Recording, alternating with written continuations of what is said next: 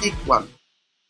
You have now seen the real cost, and now I'm going to demonstrate to you the landed cost. Before being able to demonstrate the landing cost, I need to go to the settings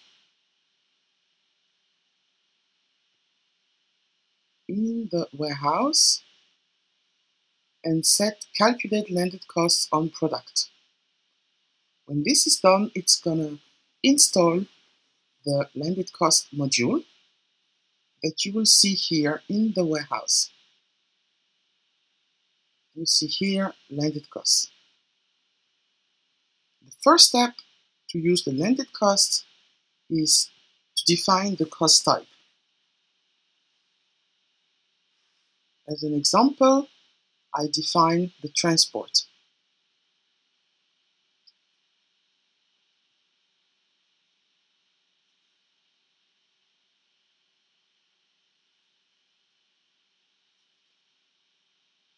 What I have is that I can say for to which internal category this product belongs, and I can also define the split method.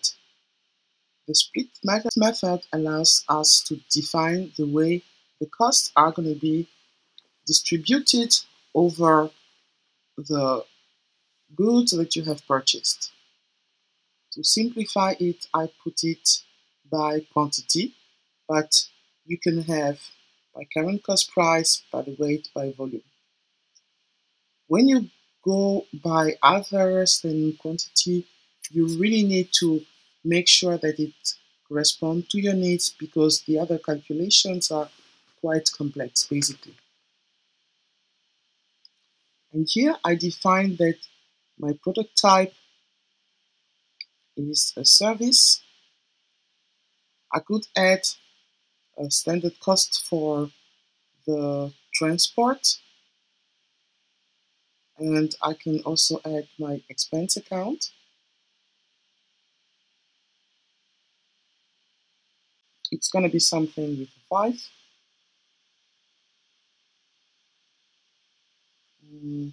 Let me put this one, and I save it.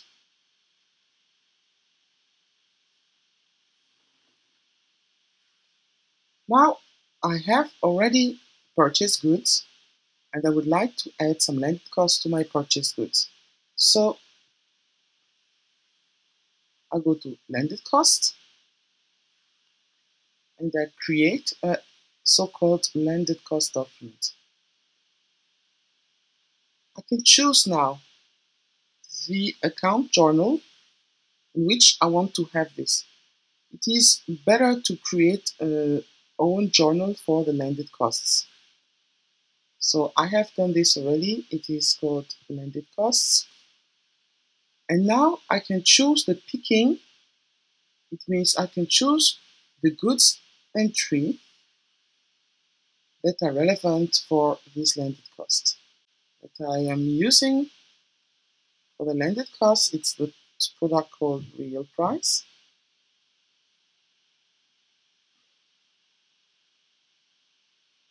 I can click here to see all the moves related to real price. And in this case, I want to add it to the number 15. So let me go back to the landed cost, and here I type 15, and the system has selected the picking number 15. I can choose different pickings. I can have a list of picking. I could also add the number 10, etc., etc. But in my case, I only want to use one landed cost. I continue. Now I have selected it. I can add now the product. So now the product that I can add should be a product that is in relation with the landed cost that I want. So I had the product called transport that you may remember. And now I can say for this very picking, I have transport cost of £120. I will save it. Now I can press compute, and the system is going to show me what adjustment he will do. Pressed on compute. Let's see what the system does. So now the system shows me you had a quantity of 10 purchased as a value of 90 for the picking number 15. Let us check this. I go back to the moves. The picking number 15, I see it was for purchase order 14, 10 pieces, it's correct.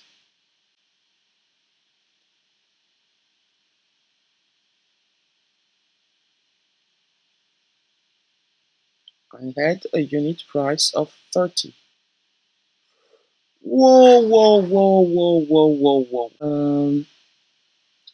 I'm gonna validate it. So there is obviously a small bug here in the system, but let me check what the system has done in reality. So let us look for the price here. Here for the real price, you see here I have the quantity 8 in stock, and you see inventory value 220, 336. If I look at the quant history, you see that this was my stock entry of number 15 of 10 units.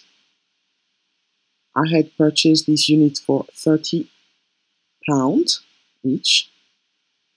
So now, let me take out my calculator.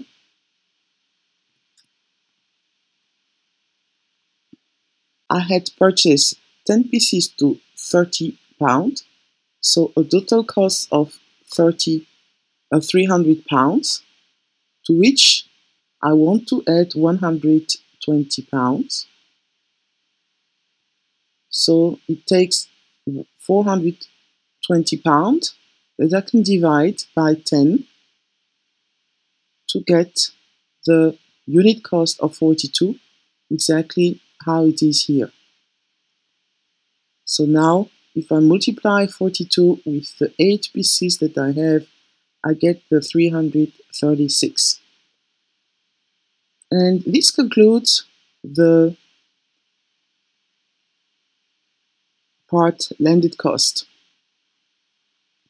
As you see, there are still small bugs, but these bugs have been reported to Odoo, and I will update the training as soon as the bugs are